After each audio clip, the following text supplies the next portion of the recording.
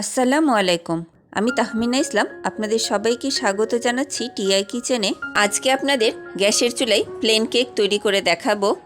আশা করি যারা নতুন কেক বানানো শিখছেন তাদের কাজে লাগবে। চলুন তাহলে রেসিপিটি দেখে নেই। কেক বানানোর জন্য প্রথমে কেক মোল্ডটা রেডি করে নিব। এখানে 8 ইঞ্চি একটি মোল্ড নিয়েছি। কিছুটা তেল দিয়ে ব্রাশ করে নিব। মোল্ডের সাইজের পার্চমেন্ট পেপার কেটে রেখেছিলাম, সেটা বসিয়ে দিব। পার্চমেন্ট পেপার না থাকলে লেখালেখির কাগজ দিতে পারেন, আবার ময়দাও ডাস্ট করে দিতে পারেন। যার কাছে যেটা সুবিধা হবে সেটাই দিবেন।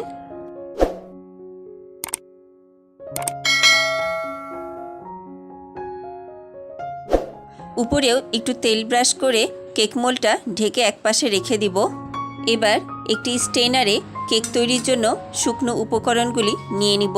1 কাপ ময়দা নিব, 1 কাপ গুঁড়ো দুধ নিব, 1 চা চামচ বেকিং পাউডার নিব, আধা চা চামচ বেকিং সোডা নিব, সামান্য একটু লবণ দিব কেকের মিষ্টির ব্যালেন্সের জন্য। বেকারিগুলোতেও কেকের মধ্যে লবণ দেয়।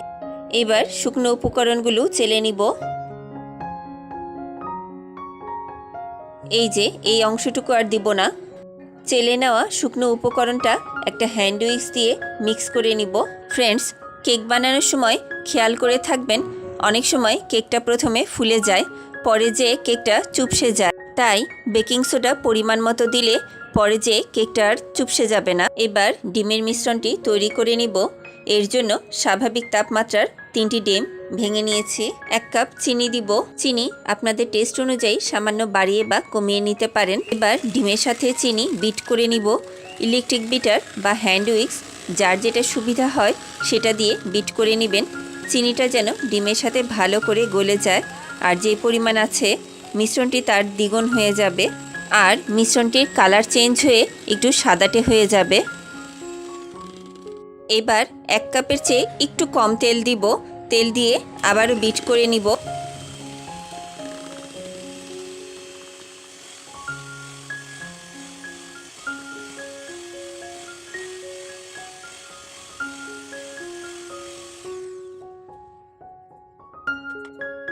বিট করা শেষ। চুলায় একটি বড় হাঁড়ি বসিয়েছি।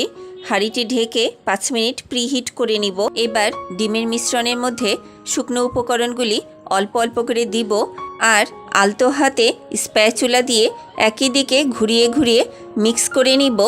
এতে করে সহজে মিক্স হয়ে যাবে, তাহলে আর কোনো লাম্পস থাকবে না।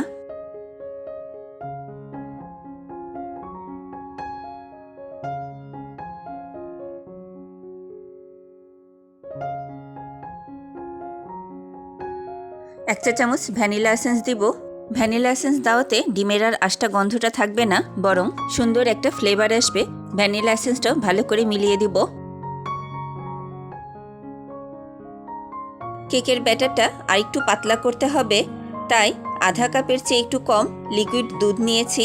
যতটুকু লাগবে অল্প অল্প করে দিব আর মিক্স করে নিব।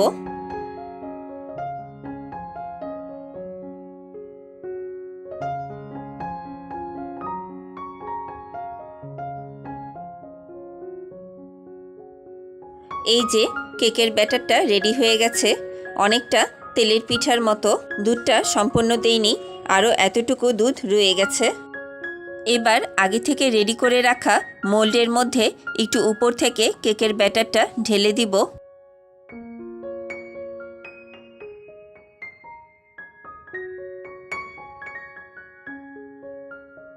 কিছুটা পেস্তা বাদাম ছড়িয়ে দিব। আপনারা চাইলে যে কোনো ড্রাই ফ্রুটস দিতে পারেন।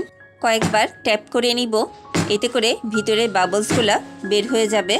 এই পর্যায়ে কেক মোল্ড খুব দ্রুত প্রিহিটেড হাঁড়িতে বসিয়ে দিব। হাঁড়ির ঢাকনা তুলে 3টি কাগজ বিছিয়ে দিব। কাগজের উপরে একটি স্ট্যান্ড দিয়ে কেক মোল্ডটি বসিয়ে দিব। একটু সাবধানে করতে হবে, তা না হলে হাতে গরম লাগবে। একটি অ্যালুমিনিয়ামের ঢাকনা দিয়ে ঢেকে দিব। এবার ঢাকনার উপরে এরকম একটি টাওয়েল দিয়ে ঢেকে দিব, যেন ভিতরের গরম ভাপ বের হয়ে না যায়।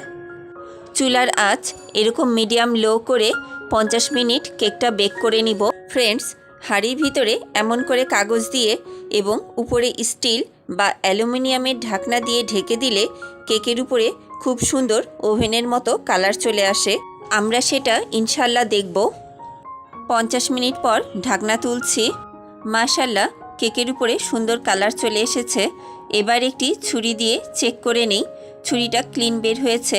তবে আবারও ঢেকে 10 মিনিট বেক করে নিব।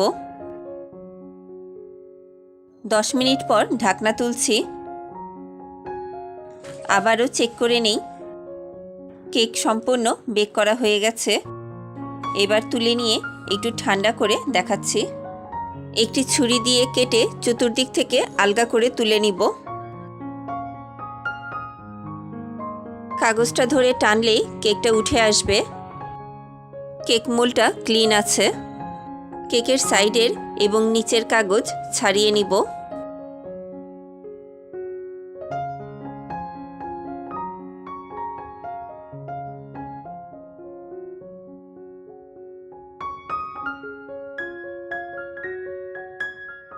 কেকটা কেটে দেখায়।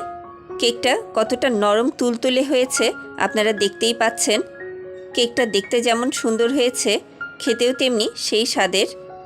ঘরের ছোট থেকে বড় সবাই খুব পছন্দ করবে। আপনারা বাসায় ট্রাই করতে পারেন। আশা করি নিরাশ হবেন না।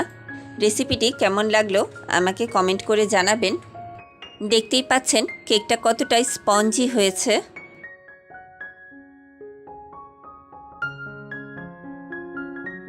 কেকটা এরকম একটা এয়ারটাইট বক্সে রেখে দিতে পারবেন।